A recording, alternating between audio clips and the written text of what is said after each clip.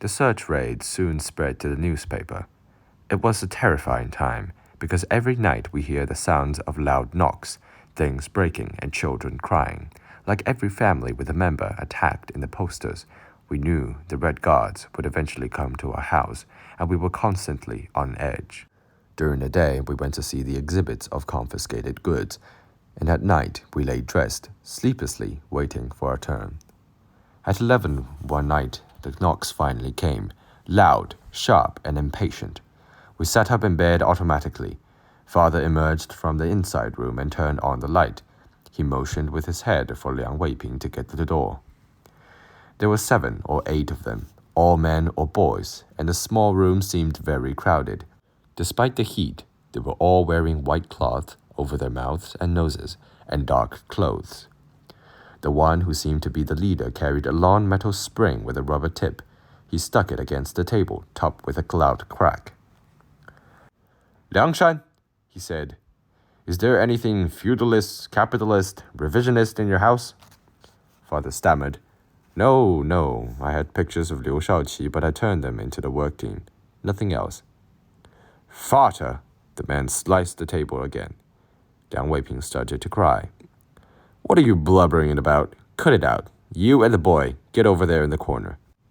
We cowered there, trying to keep our sobs silent. "What you might understand is that this is a revolutionary action," the man announced. "Right?" Yes, a revolutionary action. I had never seen my father plead with anyone before.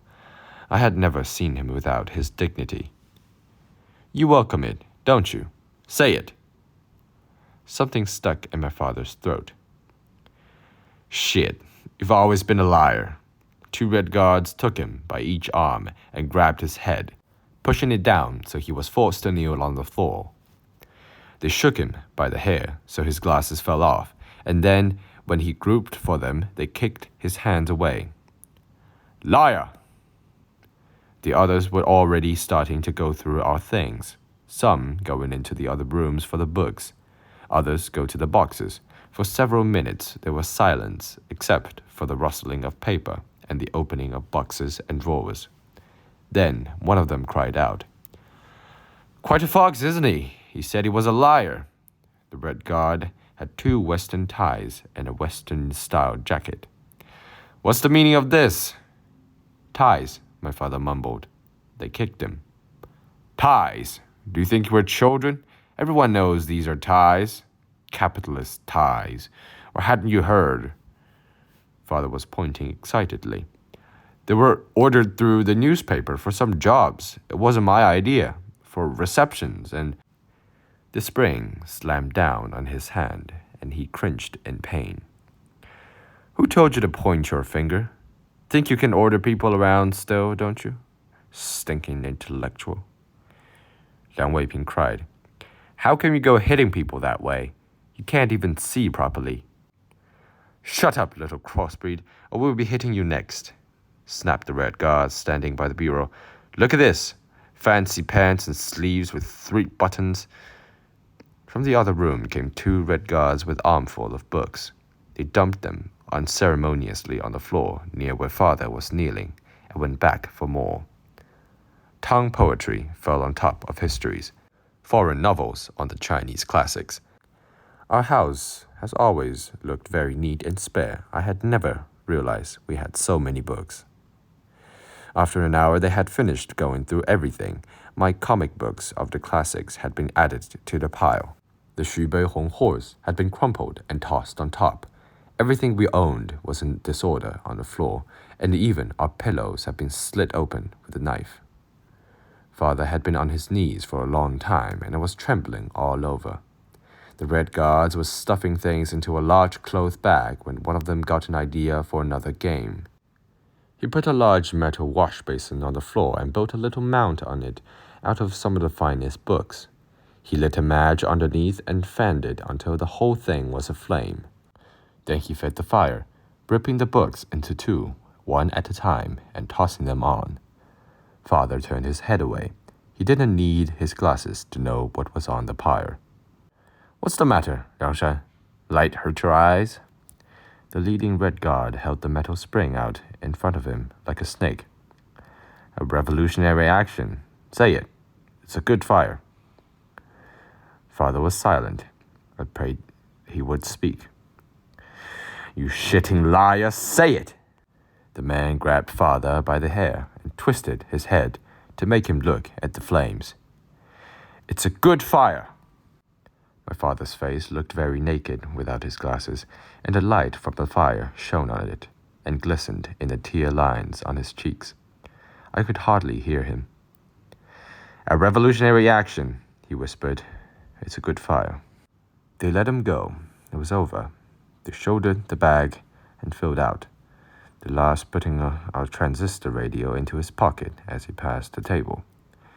We three couldn't find a word of comfort for each other. We just put things back in order in silence.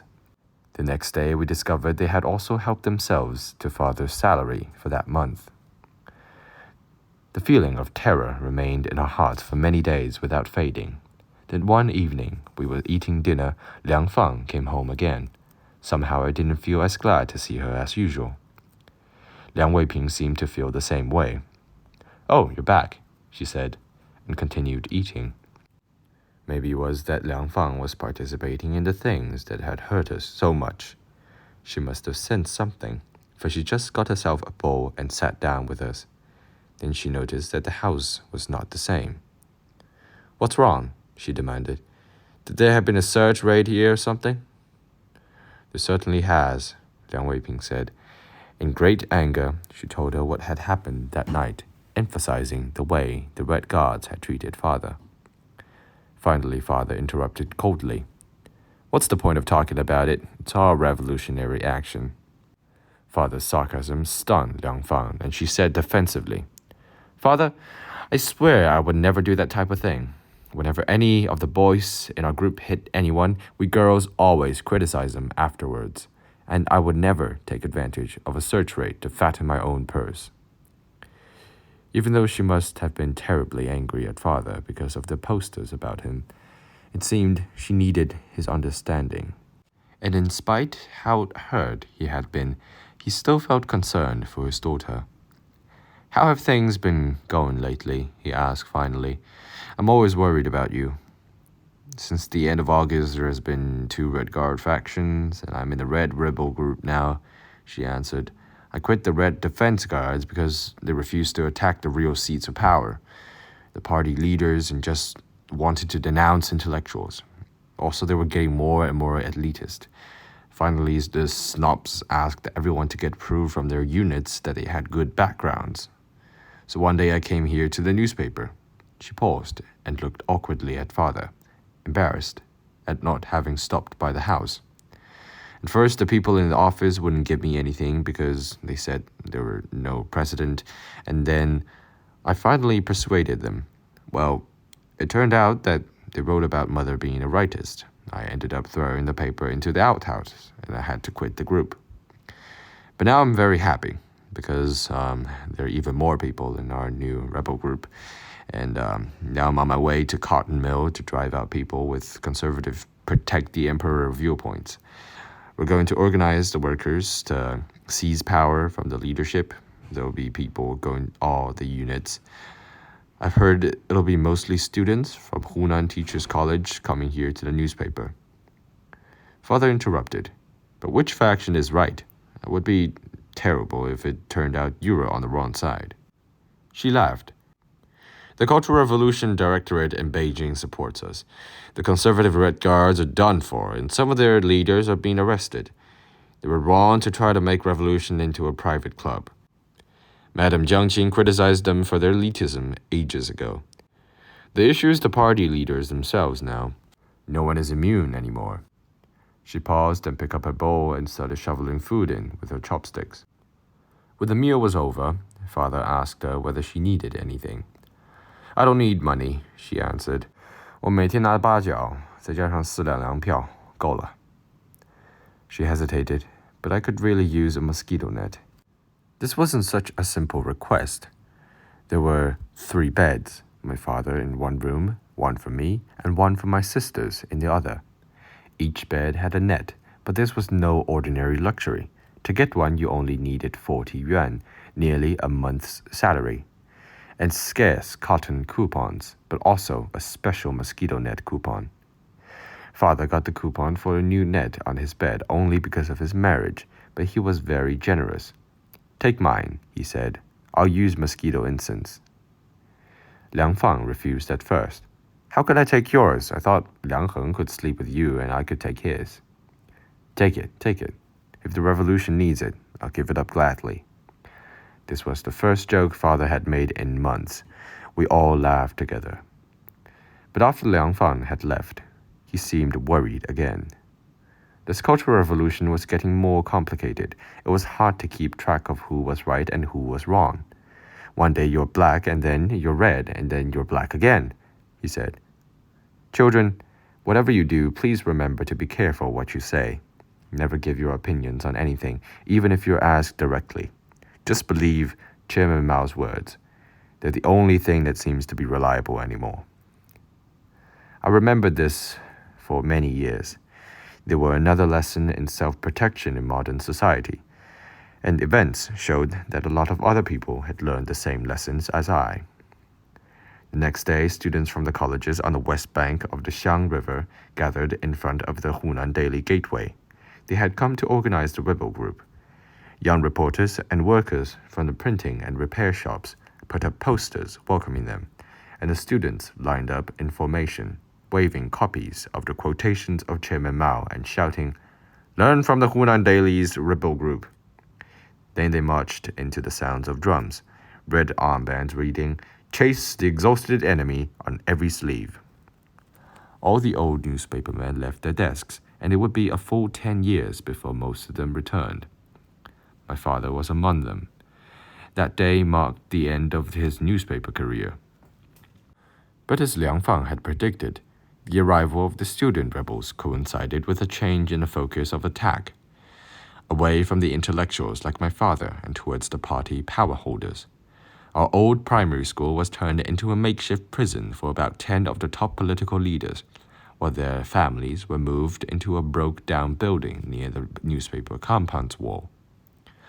Once I went to Gandhi's home and could hardly believe how the 8 of them were living crammed into one tiny room. His mother and sister slept on a bed, but everyone else was sleeping on benches and chairs pushed together. And all 13 odd families shared one kitchen with a huge hole in its crumbling wall.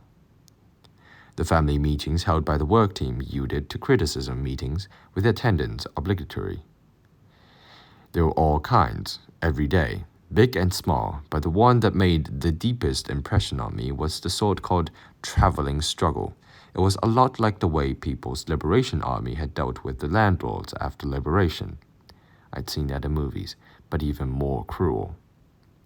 The loudspeaker called us all outside, and in a few minutes I saw it coming. A group of rebels were in the lead shouting, "Down with the capitalist roaders!" and "Long live Chairman Mao Thought!" Following them were about 10 of the old leading comrades tied together on a long rope like beads on a string, their hands bound. They were wearing tall, square-topped paper hats inscribed with phrases like, "I am a bastard," or "I am a fool," and around their necks were wooden signs with the names and crimes, like Fu Kaixun, capitalist roader power usurper, or Meng Shude, filial grandson of the landlord class. Those on the editorial committee had milder labels, such as devoted assistant to the capitalist roaders.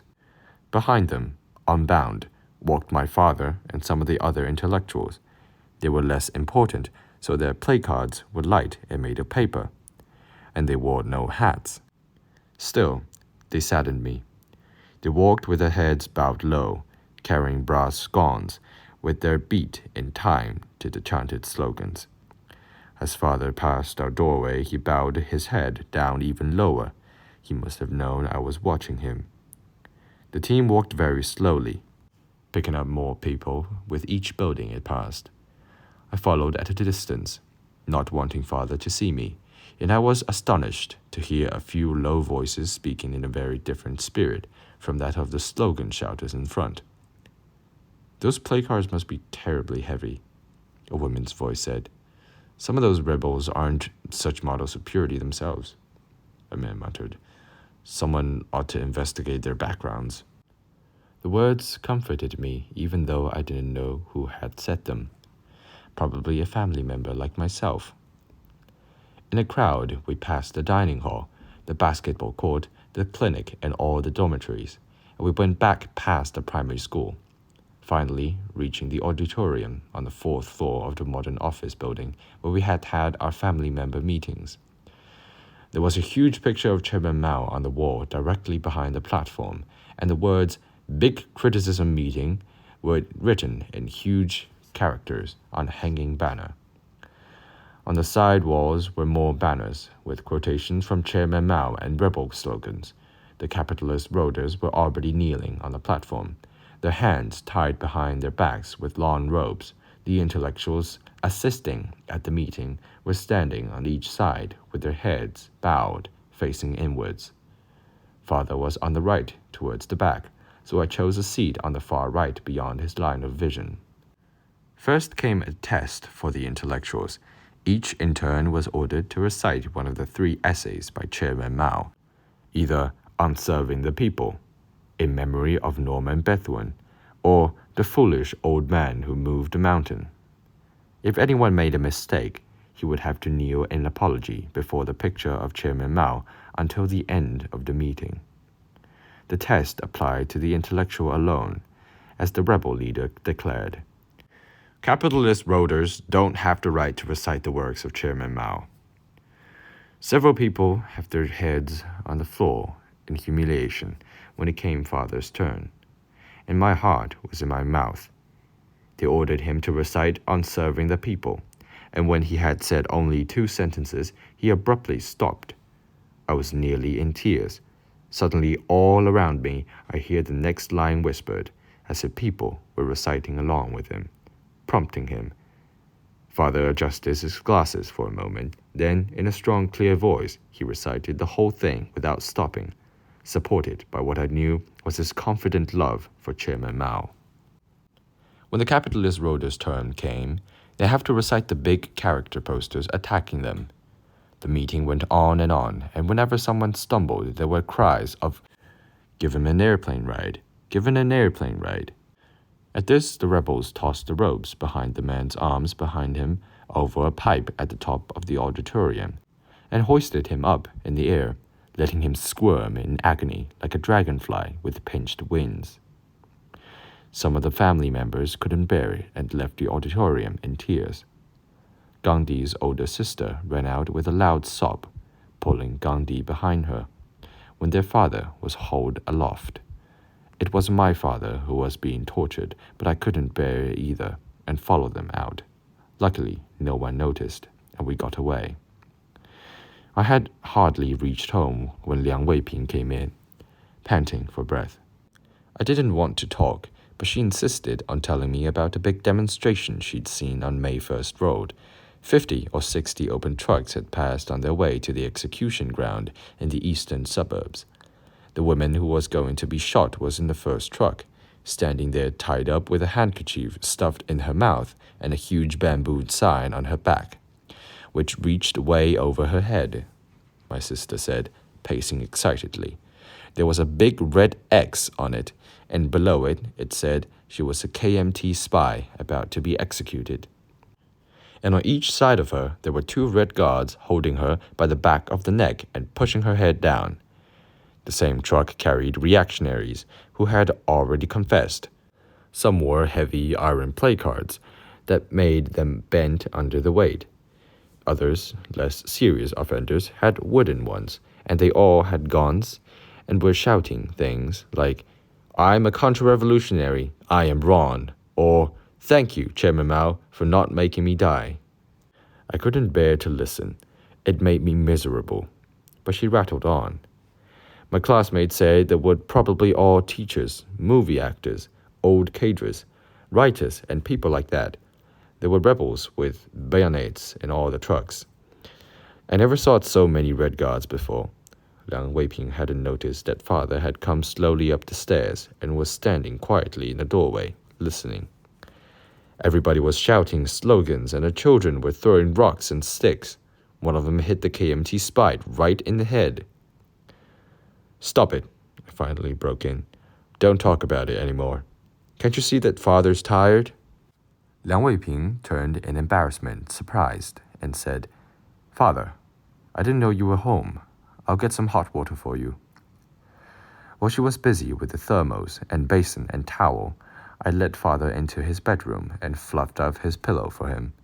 Soon she came in with a steaming towel, and he rubbed his face and neck as if to wash away weeks of dirt. When he was finished, he looked up wearily. "Well, Liang Weiping, it's a good thing you watched other people's traveling struggle and not mine. You might not have found it so entertaining." He lay slowly back against the pillow and closed his eyes. We shut the door softly behind us, as if she hated herself. Liang Weiping said, "I feel terrible, talking about those things in front of father." She sat down on her bed and stared out the window for a long, long time. The difficulty